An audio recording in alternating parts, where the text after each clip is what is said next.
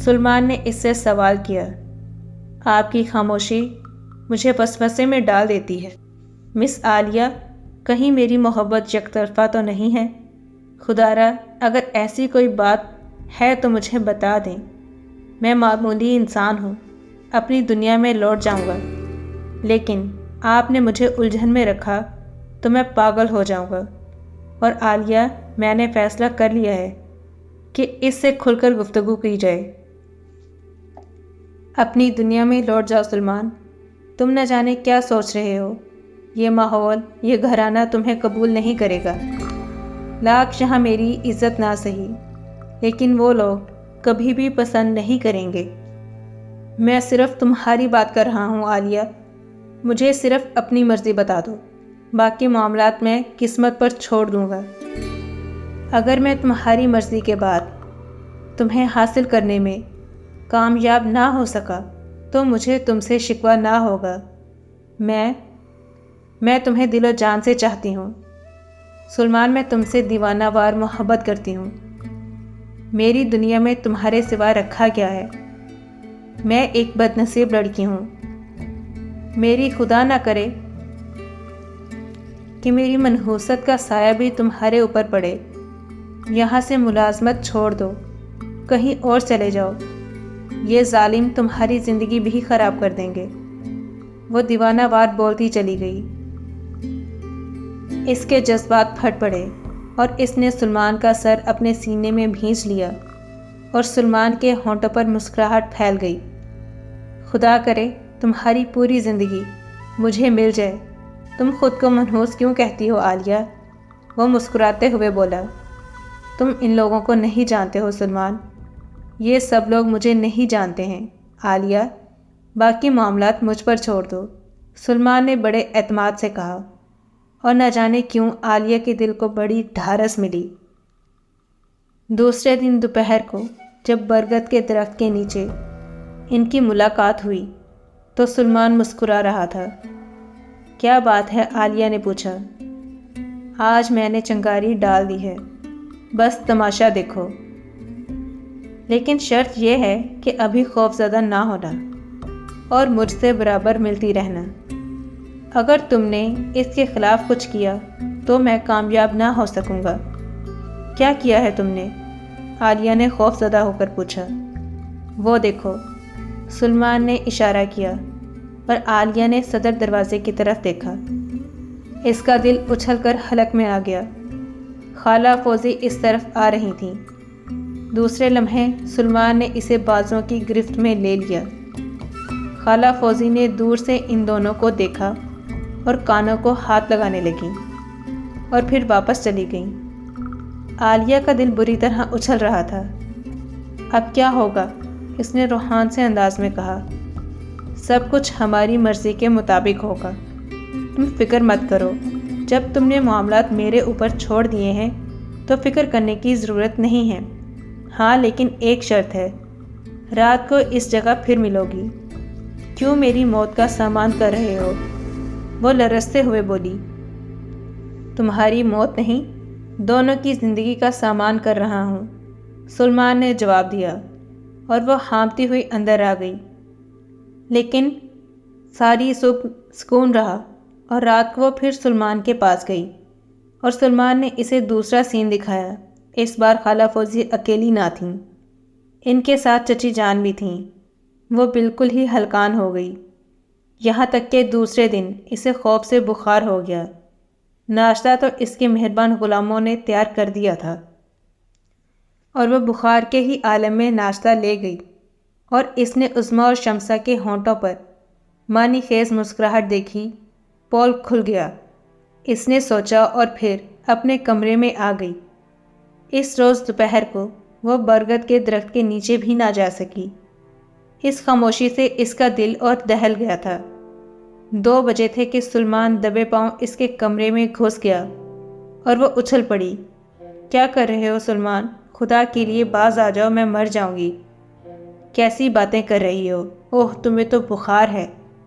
شاید خوف کی وجہ سے ہے، آؤ تمہیں تماشا دکھاؤں۔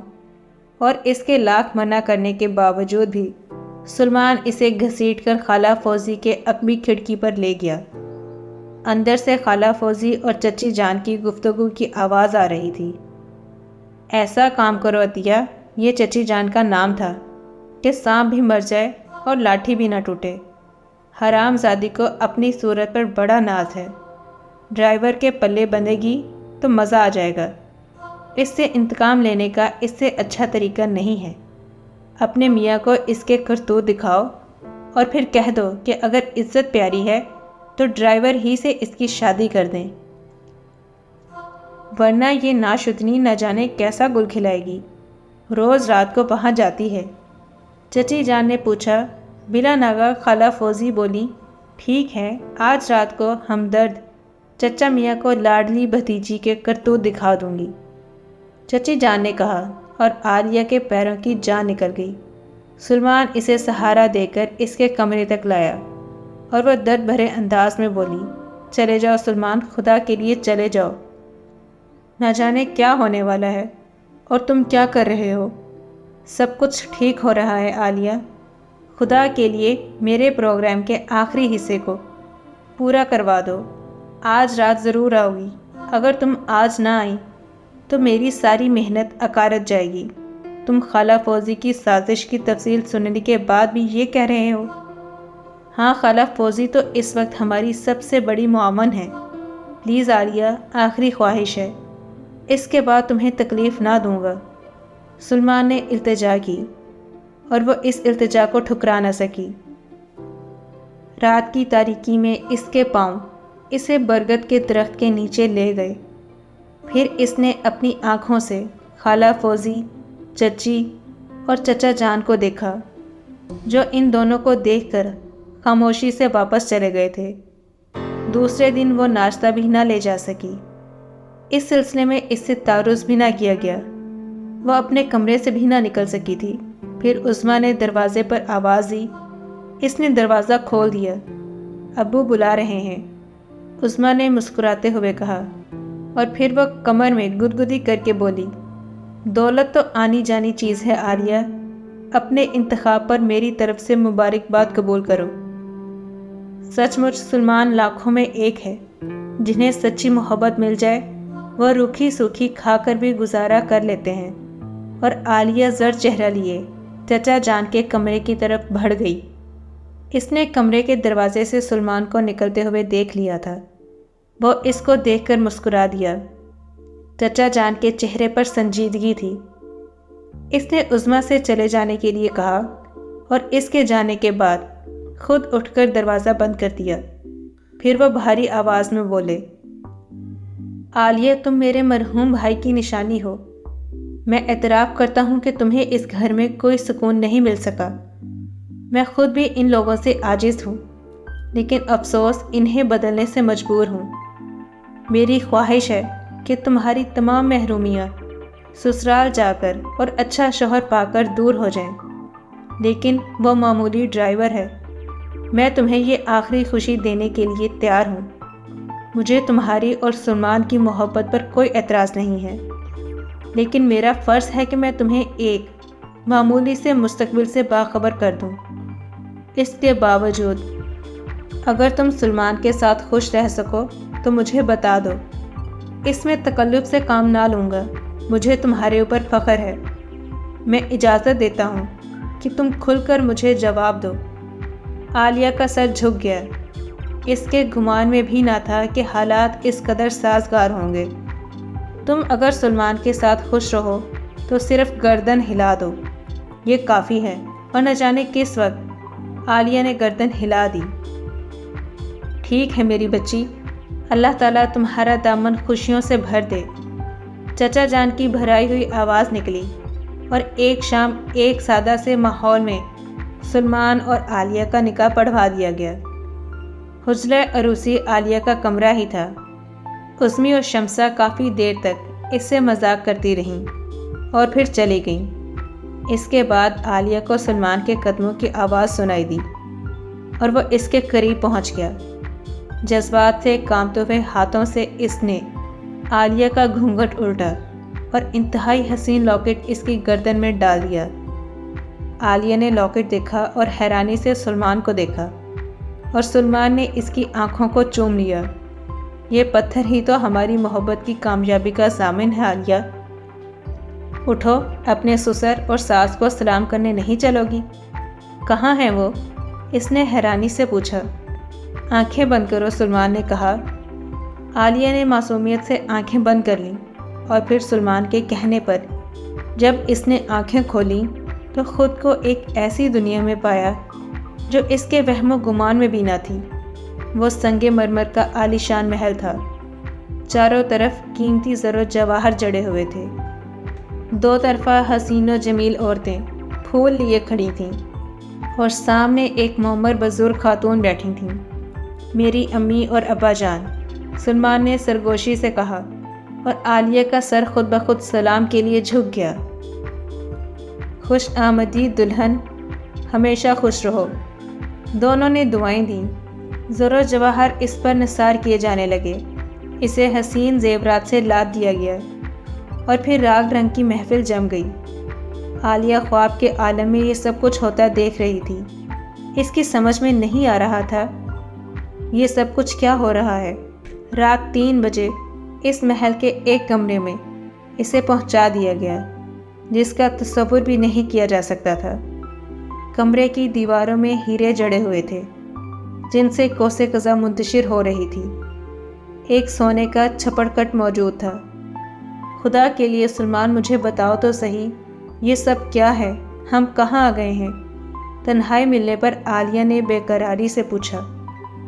یہ میرا گھر ہے عالیہ۔ اس دن برگد کے درخت کے نیچے تم بیٹھی تھی، تم مجھے پسند آ گئی، اور میں تمہیں بے پناہ چاہنے لگا۔ میں نے تمہیں وہ پتھر دیا جسے تم نے قبول کر لیا۔ یہ ہمارے ہاں منگنی کی رسم ہوتی ہے۔ میں نے اپنے والدین سے کہا کہ تم سے شادی کرنا چاہتا ہوں، لیکن عالیہ، ہم میں اور تم میں ایک فرق ہے۔ ہم آتشی ہیں اور تم مٹی سے بنی ہو۔ میرے والدین نے کہا کہ اگر تمہارے سرپرست اپنی خوشی سے تمہاری شادی میرے ساتھ کر دیں تو انہیں اعتراض نہ ہوگا، اور میں ڈرائیور بن کر تمہارے گھر پہنچ گیا۔ تم جن ہو سلمان؟ الحمدللہ مسلمان ہوں اور تمہارا پرستار ہوں، تمہیں کوئی تکلیف نہ ہوگی۔ عالیہ، میں تمہاری دنیا میں تمہارے ساتھ رہوں گا۔ میرے والدین نے اجازت دے دی ہے، میں ولیمہ بھی تمہاری دنیا میں ہی کر سکتا ہوں۔ میری ایک خوبصورت کوٹھی موجود ہے، ایسی کوٹھی جو تمہارے دشمنوں نے خواب میں بھی نہ دیکھی ہوگی۔ کل سب کو اس کوٹھی میں بلائیں گے، اور اس وقت ان کی حالت قابل دید ہوگی۔ میں نے تم سے یہ راز چھپا کر اپنے دل میں ہمیشہ چور محسوس کیا ہے۔ کیا تم اس بات پر مجھے ٹھکرا دو گی عالیہ؟ نہیں سلمان، نہیں۔ عالیہ نے اس کے سینے میں سر چھپا دیا۔ وہ خوفناک غلام بھی تم نے ہی بھیجے تھے؟ ہاں، میں نے ہی اپنی عالیہ کو نوکروں کی طرح کام کرتے دیکھا تھا، اور میں یہ کیسے برداشت کر سکتا تھا؟ سلمان نے جواب دیا، اور عالیہ کی تھوڑی بلند کر کے اس کی آنکھوں کو چوم لیا۔ دوسرے دن سب کے لیے حیرانی کا دن تھا۔ سبھی ایک عالیشان کوٹھی میں ولیمہ کی دعوت پر موجود تھے، اور سلمان اور عالیہ ایسے لباس میں تھے کہ شاید ہی ایسا لباس کسی نے اس سے پہلے دیکھا تھا۔ سب کی آنکھیں حیرت سے پھٹی جا رہی تھیں، اور ایک دوسرے کا منہ دیکھ رہے تھے۔ عالیہ کے چہرے پر مسکراہٹ بکھری ہوئی تھی۔ اس نے تمام کہانی سنا دی تھی کہ سلمان عام انسان نہیں ہے، یہ بہت ہی امیر کبیر انسان ہے، اور یہ سب کچھ اس نے میری محبت میں ڈوب کر کیا ہے۔ وہ اتنا امیر ہونے کے باوجود بھی ایک معمولی سا ڈرائیور بن کر کئی ماہ ہمارے ساتھ رہتا رہا ہے۔ سب ہی اس کی کہانی سن کر حیران ہو رہے تھے۔ ان کی زبانیں گنگ تھیں۔ وہ جو کچھ سمجھ رہے تھے سب کچھ اس کے الٹ ہو گیا تھا۔ وہ چاہتے تھے کہ عالیہ ہمیشہ غلامی کی زندگی بسر کرے، لیکن وہ تو راج کرنے والی بن گئی تھی۔ کئی نوکروں کی لائنیں اس کے سامنے لگی ہوئی تھیں۔ کسی نے کیا خوب کہا ہے، مدعی لاکھ برا چاہے تو کیا ہوتا ہے؟ وہی ہوتا ہے جو منظور خدا ہوتا ہے۔